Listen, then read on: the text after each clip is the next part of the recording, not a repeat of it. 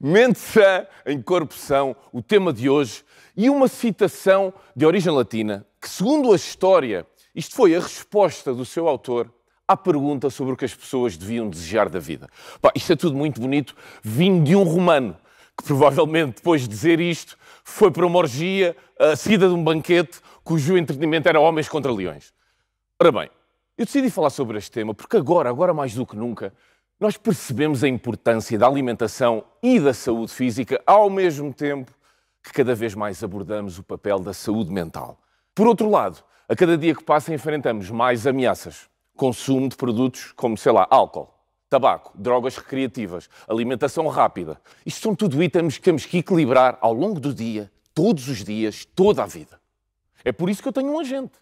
Porque é difícil lembrar-me disto tudo. Há dias em que, se não ele a levar a vodka, a erva ou camarim, eu não consigo fazer a minha dieta completa. Para começar, eu queria trazer-vos as maiores preocupações da Organização Mundial de Saúde para os próximos tempos, embora eu ache aqui que nesta lista falta uma. Não estar ao serviço da China. Mas, pandemia à parte, vamos aqui avançar já para a primeira. Poluição no ar. A poluição no ar foi considerada pela OMS como o maior risco ambiental para a saúde em 2019. 9 em cada 10 pessoas respiram ar poluído todos os dias, isto é um facto, a outra pessoa não responde a inquéritos de rua. Isto resulta na morte prematura de quê? 7 milhões de pessoas todos os anos, devido a doenças como cancro, AVCs e doenças cardiovasculares e pulmonares. Prematuramente depende, não é? Para quem acredita em Deus, uma criança de 7 anos não morre cedo. Morre na hora em que Nosso Senhor a quis ao pé de si. Porque aquele quer a companhia de crianças de 7 anos, isso já não é uma pergunta para eu responder. As mudanças climáticas, segundo, também estão a afetar a saúde. Eu não falo dos antidepressivos que temos de tomar se quisermos assistir a uma cimeira completa da Greta Thunberg. Entre 2030 e 2050, espera-se que as mudanças climáticas causem 250 mil mortes a mais por ano, devido à desnutrição, malária, diarreia e stress por calor. E eu sei, parecem efeitos secundários de uma lua de mel em Cabo Verde. As doenças crónicas não transmissíveis, como diabetes, cancro e doenças cardiovasculares, são responsáveis por mais de 70% de todas as mortes no mundo. O equivalente a 41 milhões de falecimentos. E chega de mortes. Chega de mortes. Está a ficar parecido com um telejornal ou uma soirée em casa do Hernani Carvalho. Mais outra preocupação da OMS, os SNS. Os cuidados de saúde primários e acessíveis podem atender à maioria das necessidades de saúde de uma pessoa ao longo da sua vida, ok? Infelizmente, ainda há muitos países com um sistema de saúde deficiente ou até inexistente, como a Somália, a Guiné-Bissau ou os Estados Unidos. O dengue, por incrível que pareça, outra preocupação. O dengue é uma doença transmitida por mosquitos e pode causar sintomas semelhantes aos da gripe ou um concerto de sepultura. Existe no Brasil e deixa-te o corpo todo dorido. Se me estão a ver em Portugal, a gente se calhar pode avançar para outra preocupação. Se o fazem a partir da Amazónia, Bangladesh ou perto de um lago, se calhar é melhor fechar uma janela. Estima-se que 40% de todo o mundo esteja em risco de contrair o vírus da dengue. Metade são pessoas que vivem nas zonas de risco, outra metade são idiotas de férias que acham que não precisam de vacinas. Infelizmente, ainda sem vacina, o HIV tem tido progressos enormes, com o fornecimento de remédios antirretrovirais para 22 milhões de pessoas no mundo e acesso a métodos de prevenção. O problema é que esta doença é como ter um BMW. Apesar de passares à frente, a manutenção é um bocado cara. Apesar disso, esta epidemia continua a alastrar-se, com quase 1 milhão de pessoas a morrer todos os anos, um total de 70 milhões desde o seu início e 37 milhões de infectados atualmente. Cabrões dos chimpanzés. Desta merda ninguém fala. Outra coisa que também ninguém fala é saúde mental, até porque ninguém quer falar com malucos. E este é um tema, em Portugal, ainda bastante estigmatizado e pouco falado na opinião pública. E de acordo com relatórios da Health and Glance, Portugal é o 5º país da União Europeia com mais problemas do foro mental, afetando quase 20% da população. Exatamente a mesma percentagem de homens que já encontraram o Kiko Isote no Tinder. Uma boa saúde mental é necessária porque nos liga a pensamentos e sentimentos positivos e ajuda-nos a não termos a autoestima na merda. E se é assim que alguém se sente agora, aceitem esta sugestão pessoal. Isto é só uma sugestão. Afastar-nos das redes sociais pode ajudar, ok? Mas não avisem. Não seja como aquelas pessoas que dizem, pessoal, vou ficar uns tempos afastados, ou família, como devem ter reparado, ando afastado. Ninguém quer saber, ninguém quer saber. O objetivo deste afastamento, é passares um bocado de tempo contigo, em vez de estares a masturbar com mais comentários online, ok? Simplesmente desaparece por uns tempos. O grande problema surge quando a autoestima baixa a um nível em que as pessoas escolhem o suicídio como último recurso. Ajudá-los é possível, além de estar atento aos sinais, é também importante apoiar e ouvir. Se mesmo assim não conseguirem evitar que a outra pessoa se suicide, avancem para os conselhos sobre um bom método de suicídio. Já que não conseguiram ajudá-los a viver como vencedores, ao menos ajudem-nos a morrer como tal. O suicídio é um dos temas mais evitados da nossa sociedade. É o suicídio e são as filhas adolescentes dos nossos amigos. Por respeito, nunca se comenta com ninguém. Em Portugal, há casos repetidos de suicídio. Forças de segurança, prisões e celebridades a passear na estrada do Guincho. Por ano, matam-se 800 mil pessoas. A esmagadora maioria tem menos de 45 anos. Pá, para mim são grandes notícias isto, pessoal. Isto significa que já só me restam mais 5 anos a questionar diariamente faca da manteiga, pão ou garganta. No mundo, a cada 40 segundos, mata-se alguém. 40 segundos, ok? E se é preciso falar disto, eu vou falar disto hoje. Vamos falar disto. Aliás, eu vou abrir um contador, vou avisar no final, vamos abrir aqui um contador para ver quantas pessoas morrem até ao fim do episódio de hoje. Quantas pessoas se suicidam, ok? E se conseguimos meter isto a passar na sede das capazes, ainda conseguimos aumentar o número. Vamos embora. As perturbações podem ser diversas e estar relacionadas com problemas de stress do dia-a-dia, situação de desemprego, crises familiares, crises financeiras ou seres dono da gráfica que trabalhava com os festivais de verão deste ano. Nem sempre existem comportamentos que indiciem que a pessoa tem intenção de suicidar. Por vezes existe um padrão assim mais progressivo. Ou seja, no início o doente apenas contempla o suicídio, depois começa a planear, depois começa a tomar as primeiras decisões, ver como é que o vai fazer e, por fim, é o momento e a forma como o executa.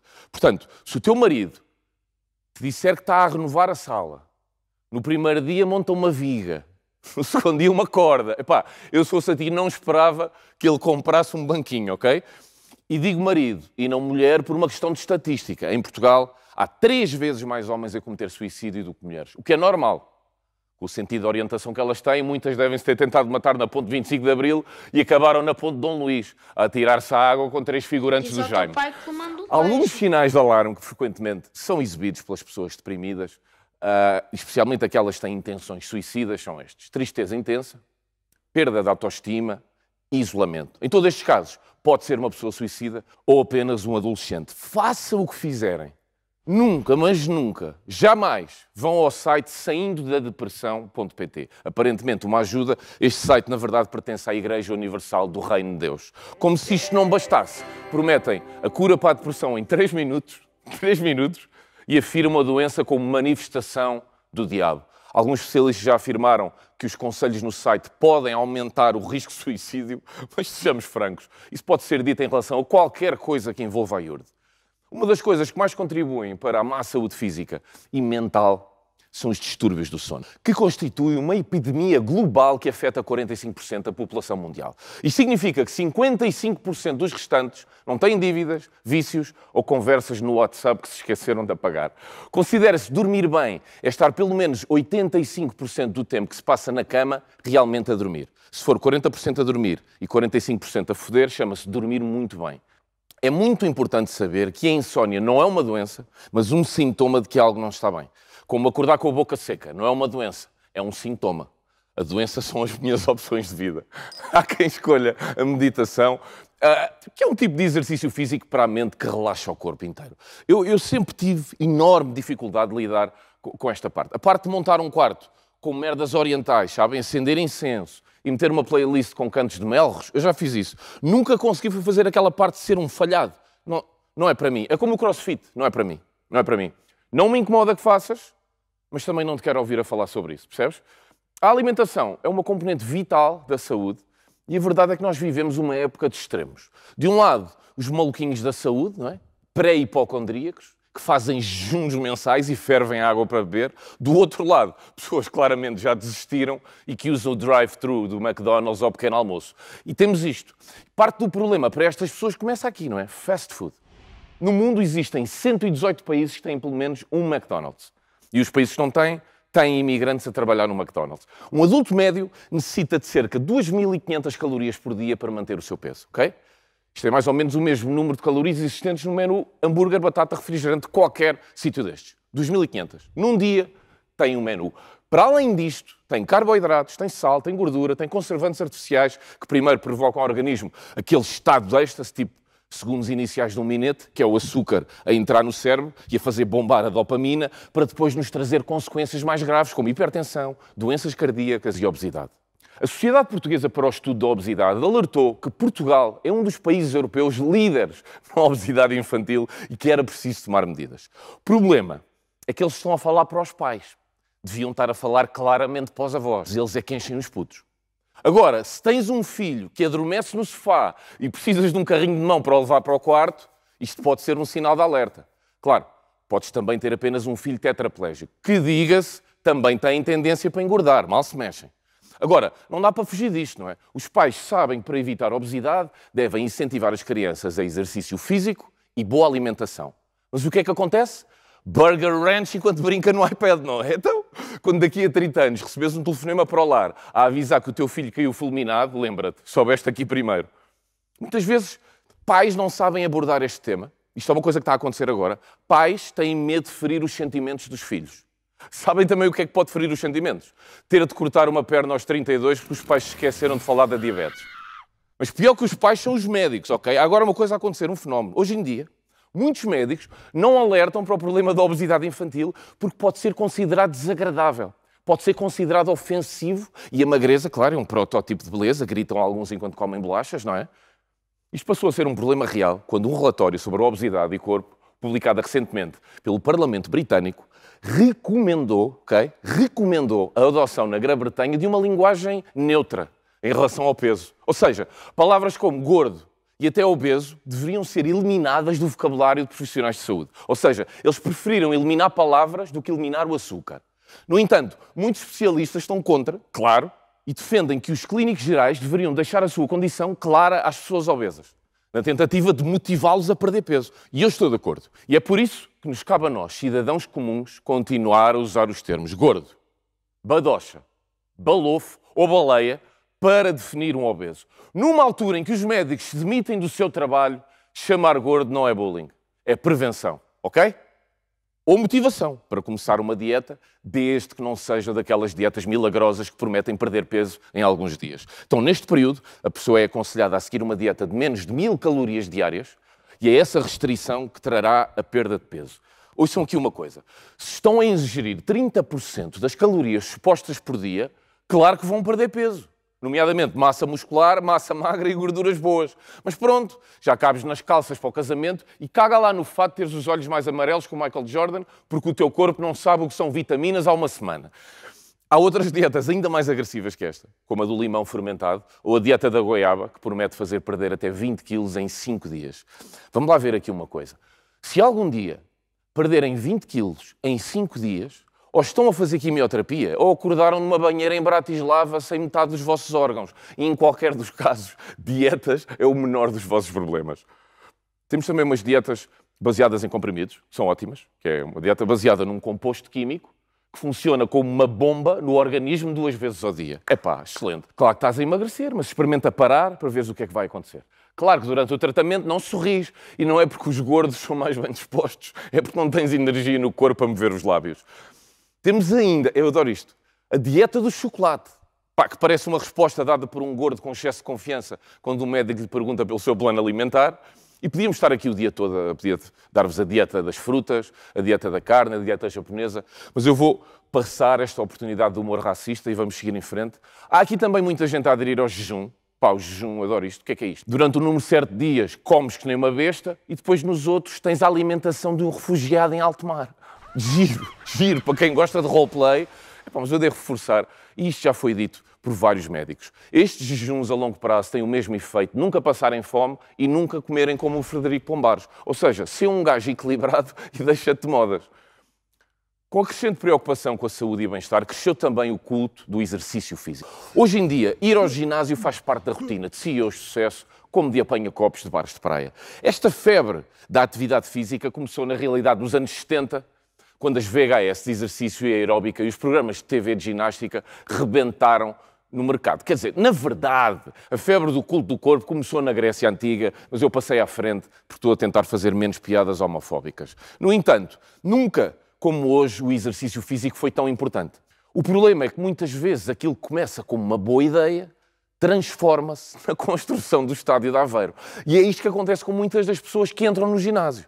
Começam só para manter a forma, um dia aparece ali uma definição de bíceps, ficam entusiasmados, agora para manter a forma já não chega, é preciso um six-pack, depois começam os treinos para músculos que há um ano nem sabiam que existiam, lá veio os batidos de proteína em shakes de marca e de repente dão por ela, já estão ali a injetar testosterona no rabo do carro de um PT brasileiro chamado Vanson.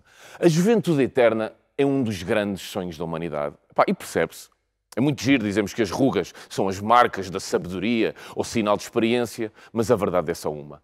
Quando os tomates começam a boiar na banheira, acabam-se as filosofias. E este sonho nem é de agora. Alexandre o Grande andou atrás da fonte da juventude na Ásia. Ponce de León morreu à procura dela nas Américas. Elisabeth Báthory tomava banho em sangue de virgem para se manter eternamente jovem, o que seria impensável nos dias de hoje. Não a parte de tomar banho em sangue, mas encontrar virgens suficientes para encher uma banheira. Resumindo, esta busca pela juventude, isto já vem de longe. No entanto, com o aumento da esperança média de vida nos últimos anos, essa busca agudizou-se. E se hoje ninguém procura uma fonte milagrosa, usam-se outros métodos como recurso às operações plásticas.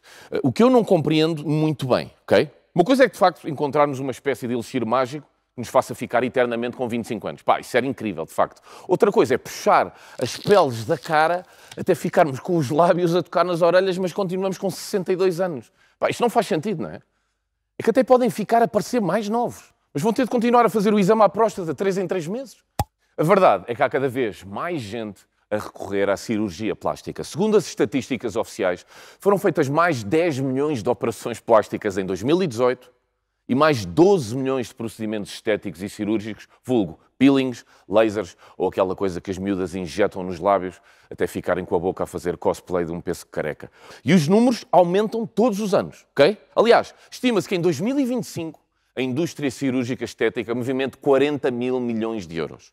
40 mil milhões. Ou seja, em 2025 vamos gastar mais dinheiro a meter plástico em humanos do que a tirar plástico dos oceanos. E eu sei que parece que estou a demonizar as operações plásticas, parece que estou a fazer com que pareçam fúteis, o que é errado, nem sempre é o caso, ok? Há muitas pessoas que recorrem à cirurgia estética por necessidade, por causa de acidentes, queimaduras ou ter a cara do Herrera. Ora, apesar de tudo, estas pessoas são a minoria. Porque quando olhamos para a lista das operações plásticas mais requisitadas, vemos que elas são implantes mamários, lipoaspiração e blefaroplastia, vulgo tirar os papos dos olhos. Já a cirurgia estética em maior crescimento é o rejuvenescimento vaginal, o que também tem a ver com papos, mas que é basicamente o mesmo que mudar os pneus a um autocarro. Aquilo ganha mais aderência, ok, mas a rodagem, o número de pessoas que já usou continua o mesmo. E sim, se fizeres isso, guarda para ti. Guarda para ti. Não digas a nenhum homem que fizeste isso. Uma coisa aqui é ter de conhecer alguns namorados. Isso é uma coisa. Outra é perceber que tu, a certo ponto, precisaste de uma cona nova. Nós não precisamos de saber disso.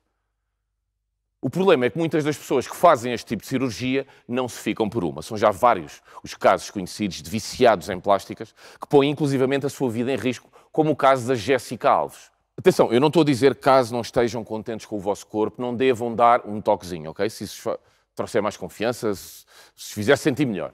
Mas sem exageros. Porque uma coisa é dar um toque nas orelhas à Dumbo do Bale, outra é isto. Um dos grandes problemas no que a saúde diz respeito é a automedicação. E o que é isto ao certo? É a prática de ingestão de medicamentos sem a devida prescrição, sem o acompanhamento do médico. Sim, porque vamos deixar-nos de merdas. Todos nós temos a mania que somos médicos. Basta alguém espirrar, pau, já lá estamos, a estender uma lâmina com paracetamol. Tossimos 3 vezes, não faz mal. Temos aquele xarope para os brônquios que o médico nos receitou em 2007. Ela disse que está com enjoos e com o período atrasado. Sem stress, a ir à net, ver como se faz um chazinho de carqueja com misoprostol. É que nós podemos ter até o 11º ano tirado à noite e escrever receita com 2 S. Mas não é isso que nos vai impedir de mandar bitites com a confiança de um cirurgião, não é? Atenção, a automedicação controlada até pode ser benéfica, uma vez que às vezes ajuda a reduzir a utilização desnecessária de serviços de saúde e até a baixar os gastos do Estado.